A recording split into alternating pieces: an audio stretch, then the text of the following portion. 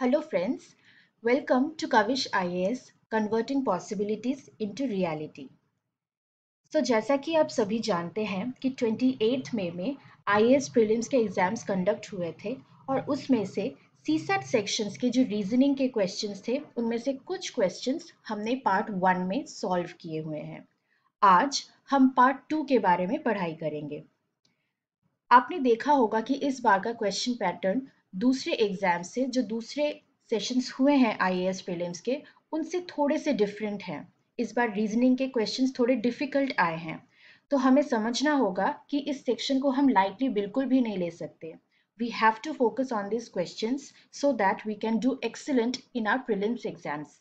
तो चलिए reasoning sections के लेफ्ट ओवर क्वेश्चंस आज हम सॉल्व कर लेते हैं।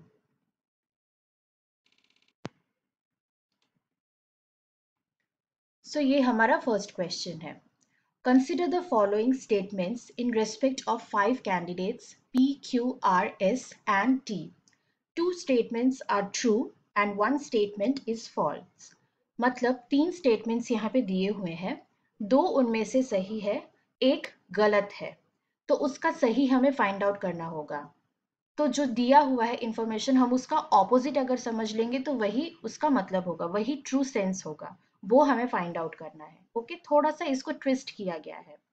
उसके बाद हमें समझना है कि इनमें से हम कौन सा कंक्लूजन ड्रॉ कर सकते हैं। Which of the following conclusions can be drawn, समझना है। तो चलिए पहले स्टेटमेंट्स को एनालाइज कर लेते हैं कि क्या दिया हुआ है। ट्रू स्टेटमेंट फर्स्ट है, one of P and Q was selected for the job. One of P और Q में से एक को सिलेक्ट किया है। अभी समझिए, एटलीस्ट वन, बोथ ऐसा कुछ नहीं लिखा हुआ है, ओनली वन भी नहीं दिया हुआ है। मतलब एक को तो मिला ही है, हो सकता है दोनों को जॉब मिल गया हो। ओके, तो P या फिर Q और P and Q both have got the job, पहला पॉइंट। दूसरे पॉइंट में क्या है, ये वाला। अगर ये पहला है, ये दूसरा है, ये तीसरा है, सपोज।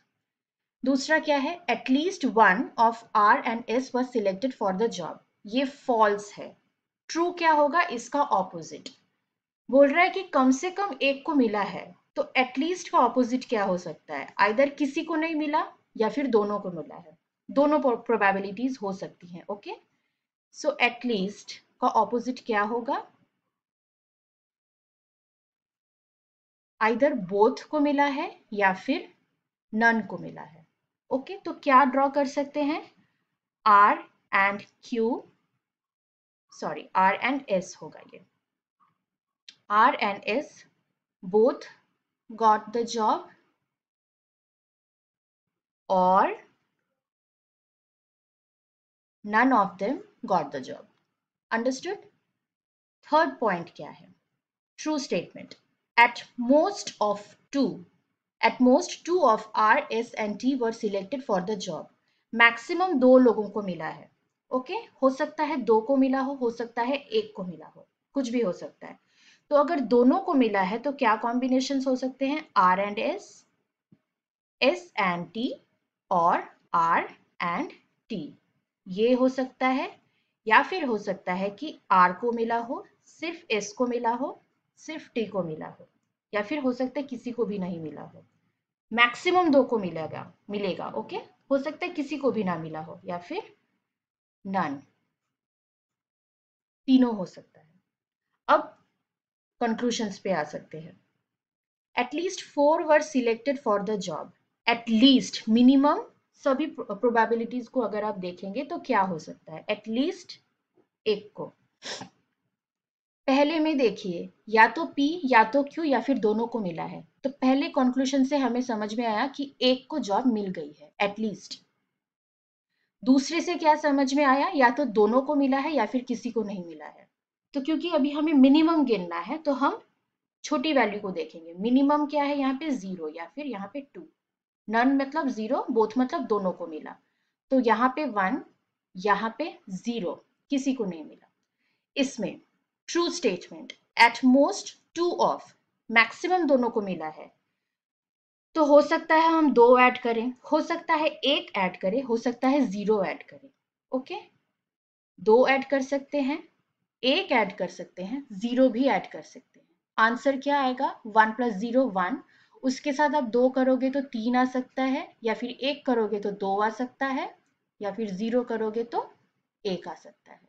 तो क्या at least 4 word selected for the job वाला क्राइटेरिया सही हो रहा है? नहीं, तो ये तो गलत हो गया, ये कंक्लूजन नहीं होगा। S was selected for the job, S को जॉब मिला है, ये कितना सही है? यहां आते हैं, इस सेंटेंस से आप पढ़ो, यहां पे दोनों प्रोबेबिलिटीज हैं, बोथ एंड नन। नन में एस को जॉब नहीं मिली, यहां से भी दोनों प्रोबेबिलिटीज हो रही है। नन वाला यहाँ पे भी एक ऑप्शन है, और अगर कॉम्बिनेशन में भी है तो भी एक ऐसा कॉम्बिनेशन है जहाँ पे आर एंड टी है, इट्स नॉट नेसेसरी एस को मिलेगा। यहाँ से भी तीसरा जो एक प्रोबेबिलिटी हो रहा है किसी एक को मिलेगा, हो सकता है एस को ना मिले। तो S was selected for the job, ये कंक्लूजन भी हम ड्रॉ नहीं कर सकते, तो दोनों ही गलत होगा। So select the correct answer using the code given below. Correct answer is neither 1 nor 2. इन दोनों में से एक भी नहीं होगा। ओके, तो ये कंक्लूजन हमने ड्रॉ किया। अब चलते हैं हम नेक्स्ट क्वेश्चन की तरफ। This is the next question. Let P, Q, R, S and T be 5 statements. ये पांचों 5 स्टेटमेंट है, such that अगर P ट्रू है, if P is true, then both Q and S are true. यहां मैं लिखती हूं, ओके। अगर P सही है, उसके लिए Q प्लस S दोनों को सही होना पड़ेगा, दोनों को। अगर P सही है तो दोनों सही है, उल्टा भी मतलब हो गया, अगर दोनों सही है तब जाके P सही होगा, राइट? सिर्फ एक सही होने से P सही होगा ये जरूरी नहीं है, समझ लो। P अगर ट्रू है मतलब दोनों सही है, तो P को ट्रू होने के लिए दोनों को सही होना पड़ेगा, okay. If R and S are true, then T is false. R plus S अगर ये दोनों सही है तो फिर T is false. ओके, अब आते हैं। Which of the following can be concluded if T is true? अगर T ट्रू हो गया मतलब उल्टा, opposite, T is true, then at least one of P and R must be false. R and S नहीं है, P and R S है। Okay, क्या करना है देखिए, जब R और S दोनों सही है तब जाके T फॉल्स होगा। अगर T फॉल्स नहीं है, ट्रू हो गया है, मतलब इन दोनों में से एक गलत है। इसका मतलब हुआ either R is false or S is false. Okay, तो R must be false वाला तो हो रहा है, P false हो रहा है, देखते हैं। अगर R false है तब तो सेटिस्फाई हो गया, अगर R ट्रू हो जाता है, R ट्रू हो गया तो S को false होना पड़ेगा। अगर S false हो गया, T भी तो false हो जाएगा फिर, राइट? अगर S false हो गया, इन दोनों में से एक भी false हो गया तो P तो false हो जाएगा, राइट? तो ये आंसर सही है। फिर कह रहा है if Q is true then P is true. Is it necessary? फिर से देखते हैं ध्यान से। अगर Q ट्रू है, इज इट नेसेसरी P भी ट्रू होगा? नहीं होगा, Q के साथ S को होना ही होगा ट्रू, तब जाके P सही होगा, right? Q and S they both have to be true, otherwise P true नहीं होगा। सो इट्स नॉट नेसेसरी कि अगर Q ट्रू है तो P भी ट्रू होगा। So if Q is true, P is true is not right, ये सही है, ये गलत। So select the correct answer using the code given below. One only is the correct answer. Okay? ये वाला। Next question. So this is our next question. There are large number of silver coins weighing 2, 5, 10, 25, 50 gram each. Consider the following statements. To buy 78 gram of coins, one must buy at least 7 coins. At least 7 coins आपको खरीदने ही होंगे 78 ग्राम करने के लिए. To weigh 78 gram using these coins, one can use less than 7 coins. आप चाहे तो 7 coins से कम लेकर के भी कर सकते हैं. अभी आप देखेंगे तो ये दोनों आंसर्स कॉन्ट्राडिक्ट कर रहे हैं, राइट? तो ऐसे में दोनों के दोनों सेंटेंसेस तो सही नहीं हो सकते, राइट? एक बोल रहा है कि आपको एटलीस्ट 7 कॉइन्स लेने होंगे और एक कह रहा है कि आप 7 से कम भी ले सकते हो. दोनों कॉन्ट्राडिक्टरी हो रहे हैं, तो ऑप्शन सी तो होगा ही नहीं आंसर, उसको काट दो. ओके, ये आंसर नहीं होगा. तो 78 ग्राम्स करने के लिए अभी हम कोशिश करते हैं. देखिए यहाँ पे 78 है, लास्ट में 8 है. 8 आप कैसे लाओगे इन सब में से? 2 से. आपको एटलीस्ट 2 ग्राम के 4 कॉइन्स लेने ही होंगे, तब जाके 8 ग्राम होगा. कितना बचा 78 में से? 70, राइट? ये 70 आप कैसे करोगे? यहाँ 4 कॉइन्स जा चुके हैं, ओके. एक अगर आप 50 ले लो, कितने बचे? 20. एक आप 10 ले लो, 10 के 2 लेने होंगे, राइट? तो 50 का 1 से 50 और 10 के 2 से 20. कितने हुए? 1 कॉइन, 2 कॉइन्स, यहाँ पे 4 कॉइन्स. कितने लग रहे हैं? 1, 2, 3 हो गया, प्लस 4, 7 कॉइन्स. तो 7 कॉइन्स की जरूरत आपको हो ही रही है, राइट? सो एटलीस्ट 7 कॉइन्स आपको चाहिए. इससे हमारा ये वाला answer, answer A is the correct answer बन जाता है. Okay, to buy 78 gram of coins one must buy at least 7 coins. आपको एटलीस्ट 7 कॉइन्स लेने ही होंगे. 7 से ज्यादा भी आप कर सकते हो. ये 50 की जगह आप 2 25 ले लो, या फिर 10 5 ले लो, 5 के 10 ले लो, कुछ भी कर सकते हो, but at least, right? So at least जब करेंगे हमें हाईएस्ट वैल्यू से कैलकुलेट करना होगा, राइट? तो चलिए नेक्स्ट क्वेश्चन सॉल्व कर लेते हैं. This one. Consider the following. A plus B means A is neither smaller nor equal to B. Minus not greater than B. तो plus minus into divide plus और equal to, ये जो signs है इनका कुछ मतलब होता है. We have to write that down. Let us do that. Okay. A plus B neither small not equal मतलब ग्रेटर. तो अगर आपके पास प्लस है उसका मतलब होता है greater than. Okay. Minus B का मतलब है A is not greater than मतलब स्मॉलर देन और इक्वल टू. अगर माइनस है स्मॉलर देन और इक्वल टू, इसका मतलब होता है और इक्वल टू. अगर इनटू है A is not smaller than मतलब either greater or equal to, right? Divide का मतलब A is neither greater nor equal मतलब बड़ा भी नहीं है इक्वल भी नहीं है, छोटा. Less than. A plus equal to का क्या मतलब होगा? A is neither smaller nor greater मतलब इक्वल. ये रिलेशन बन गया. अब यहाँ पे इसी तरह से कुछ दिए हुए हैं, हमें कंक्लूजन निकालना है. स्टेटमेंट क्या बोल रहा है? P into Q.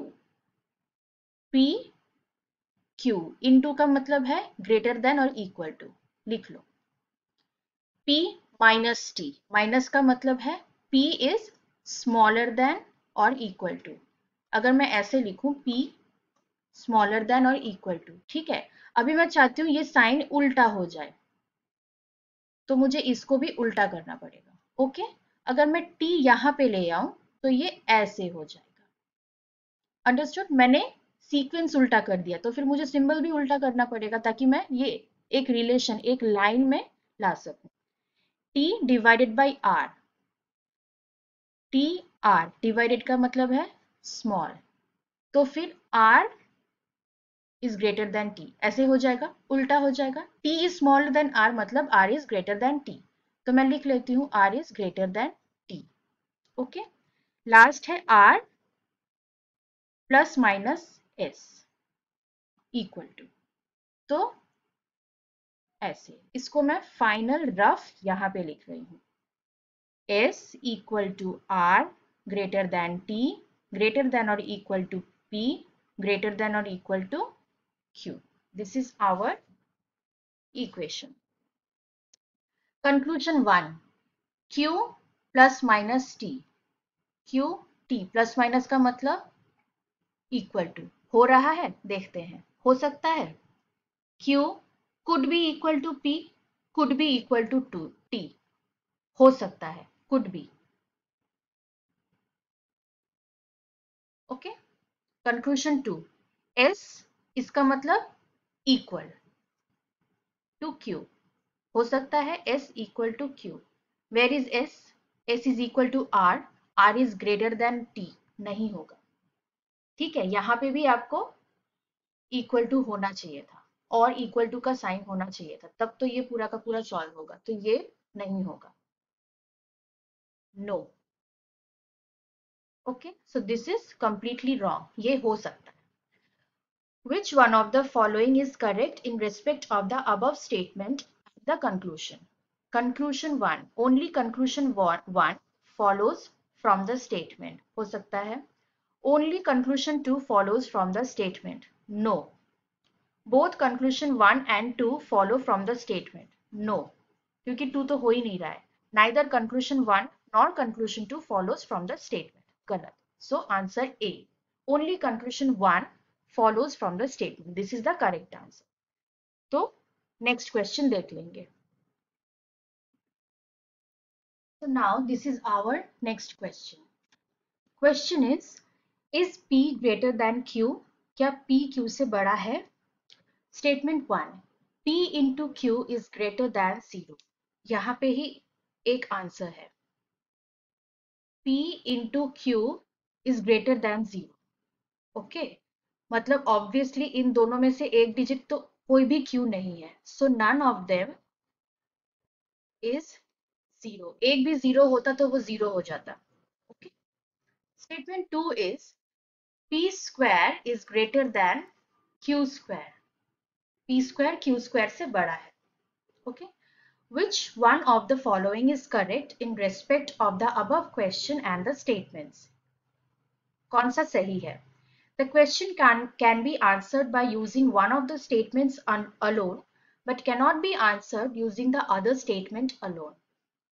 एक स्टेटमेंट से ही हम कर सकते हैं, पर दूसरे के लिए हमें दूसरे की जरूरत पड़ेगी। मतलब कोई भी एक स्टेटमेंट लेकर के आप आंसर निकाल सकते हो, पर जो दूसरा बच जाएगा वो अकेले आपको आंसर नहीं दे सकता। क्या ये सही है? इसको देखो, स्टेटमेंट 2 को देखो, अगर p स्क्वायर q स्क्वायर से बड़ा है ऑब्वियसली, तो फिर इस तरह से देखो, p रूट और p रूट q रूट से बड़ा है, तो p भी तो q से बड़ा है, तो स्टेटमेंट 2 से तो हमें पता चल जाएगा। लेकिन क्या ये पता चल रहा है p ग्रेटर देन q है या नहीं? इससे नहीं, हमें सिर्फ पता चल रहा है कि दोनों में से एक भी 0 नहीं है, राइट? पर कौन किससे बड़ा है वो नहीं समझ में आ रहा। So this point is true actually. The question can be answered by using one of the statements alone, that is point 2, but cannot be answered using the other statement alone. Point 1 की, statement 1 की बात कर रहा है, तो ये point सही है, पर हम दूसरे points का मतलब समझेंगे, बट हमारा आंसर ये है, दूसरे का मतलब समझ लेते हैं। The question can be answered by using either statements alone. कोई भी एक स्टेटमेंट को आप अलोन ले लोगे तो हो जाएगा, नहीं हो रहा है, इससे तो हो रहा है, इससे नहीं हो रहा है, स्टेटमेंट 1 से नहीं हो रहा है। The question can be answered by using both the statements together. Okay? But cannot be answered using either statements alone. बोल रहा है कि हमें दोनों स्टेटमेंट्स की जरूरत होगी, सिर्फ एक से हम नहीं कर सकते, ये भी गलत है। The question can not be answered even by using both the statements together, ये भी गलत है। दोनों को लेकर के भी हमें जवाब नहीं मिल रहा है, वो गलत है। So A will be the correct answer. Let us go to the next question.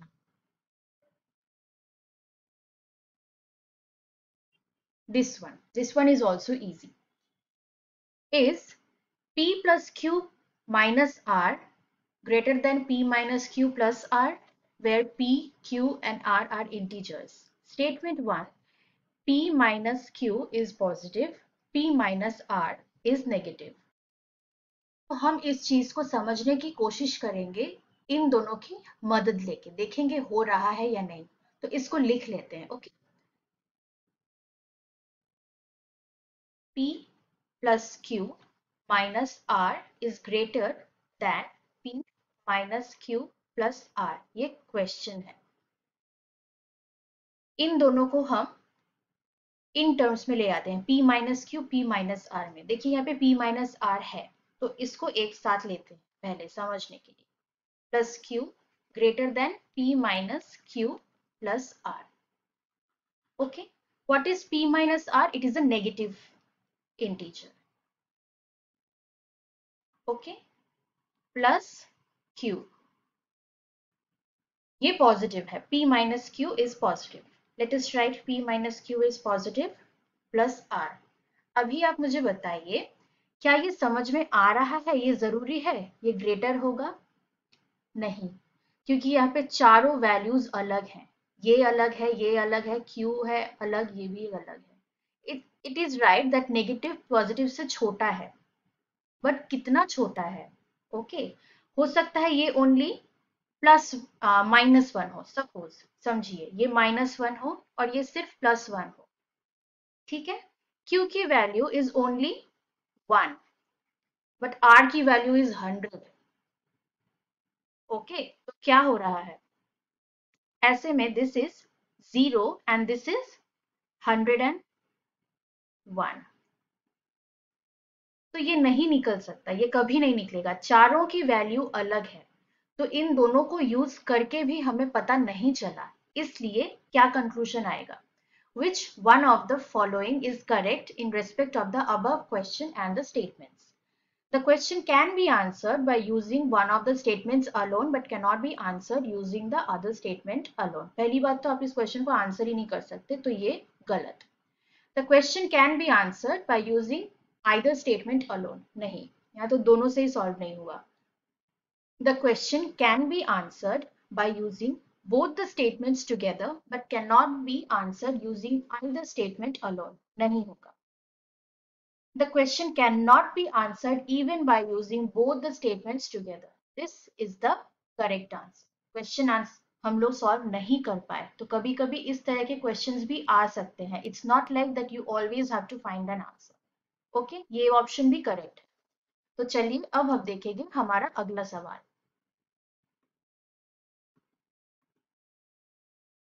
Okay, if today is Sunday, then which day is it exactly on 10 raised to 10th day? अगर आज संडे है तो फिर 10 days to 10th day क्या होगा? इसमें आपको बहुत ज्यादा गिनने की जरूरत नहीं है। हम ये सवाल दो तरीके से सॉल्व कर सकते हैं। पहली बात समझिए, अगर आज टुडे संडे है या कोई और भी डे है, ऐसा एक सवाल हम लोगों ने अपने प्रैक्टिस में सॉल्व किया था, कैलेंडर क्वेश्चन कहते हैं। सो आज अगर संडे है, 7th डे भी संडे होगा। कैसे? First day will be Monday. Okay, today आज का डे 0 है, कल फर्स्ट होगा। Second Tuesday, third is on Wednesday, fourth Thursday, fifth Friday, sixth Saturday, seventh is again Sunday. Okay, that means 1 week में जो 7 डेज होते हैं उसमें आप घूम के सेम डे पे आ रहे हो, राइट? ये तो हमें पता ही है। इस कैलकुलेशन को यूज कैसे करना है? अभी 10th डे हो या जितने भी डेज हो, उसमें कितने वीक्स हैं पहले उसको हमें माइनस कर लेना है, वीक्स को निकाल। 10 दिन में कितना वीक है? 1 वीक होता है प्लस 3 डेज होता है, राइट? अंडरस्टूड? नाउ अब आते हैं 10 डेज टू 10th डे को। अब इसको हम सॉल्व करेंगे। Let us come over here. 10 days to 10th day को आप कैसे लिख सकते हो? क्या मैं 7 + 3 लिख सकती हूँ? यस। 7 को हम निकाल लेंगे क्योंकि हर 7 से एक वीक होता है और वो डेज सेम हो जाएगा, राइट? तो वो हमें काउंट करने की जरूरत नहीं है। हमें एक्स्ट्रा वो कौन सा दिन होगा, वेडनेसडे, थर्सडे, फ्राइडे, वो काउंट करने की जरूरत है। अगर घूम के आप एक साइकिल कर रहे हो, घूम के वो संडे पे ही आ रहा है, तो आप इस साइकिल को बार बार क्यों गिनोगे? तो इसको निकाल दो। तो फिर 7 को आप हटा दो, take it out, only count this. तो क्या होगा? 3 रेज टू 10। अभी 3 is to 10 को हम लोग कैसे लिख सकते हैं? 3 रेज टू 10 को 3 रेज टू 2 +2 +2 +2 +2, ठीक है, हो गया। नाउ मतलब ये कितनी बार 9 आ रहा है? 9 × 9 × 9 × 9 × 9, इसका मतलब इंटू होता है, if you don't know. Okay, 9 × 9 × 9 मतलब 9 दिन 9 दिन 9 दिन 9 दिन 9 दिन। ओके, इसमें भी तो 7 आ रहा है, 7 दिन आ रहे हैं, तो एक वीक गायब हो गया, राइट? तो हम इसमें से फिर से 7 डेज को टेक आउट कर लेंगे। ओके, तो कितने दिन बच रहे हैं? बच रहे हैं 2 दिन। तो हम लिख लेते हैं 5 बार 2। 2 × 2 × 2 × 2 कितना हो रहा है? 4 4 2, 4 4 जा 16, 16 2 जा 32 डेज। अब इन 32 डेज में कितने वीक्स बचेंगे? 28 दिन निकालो आप, 28 डेज निकाल लो, मतलब 4 वीक्स फिर से निकाल लो। कितना बचा? 4 डेज, राइट? 4 डेज। तो फिर 4 दिन अगर आप ऐड करोगे, आज संडे है, 4 दिन अगर आप ऐड करोगे तो आपका आंसर आएगा Thursday. Answer B is the correct answer, Thursday. समझ गए ये वाला? इस तरह से हम कर सकते हैं। अगर ये आपको डिफिकल्ट लग रहा हो, आप दूसरा एक और तरीका भी कर सकते हैं, the traditional way. 10 days to 10th day मतलब 10 के बाद 9 जीरो, टोटल 10 जीरोस होंगे। 1 2 3 4 5 6 7 8 9 10। इसमें आप नंबर ऑफ वीक्स गिन लो कितने हैं।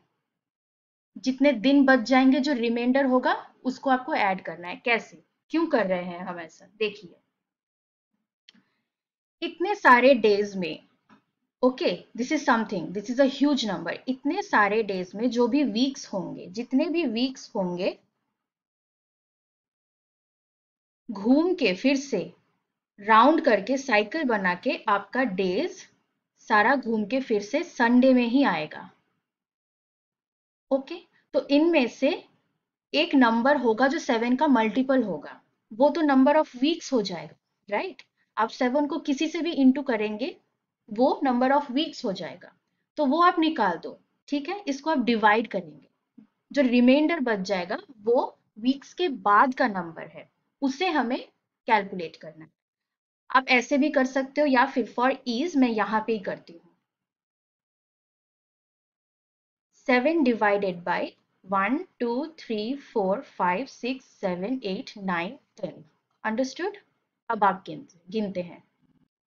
सो इतने सारे जीरोस हैं, हमें बहुत केयरफुली गिनना होगा वरना गलत हो जाएगा। ओके, सो 7 1 जा 7, ये वाला चला गया, कितना हुआ? 3, 30। 4 जा, ये वाला ले आए हैं 0, 28।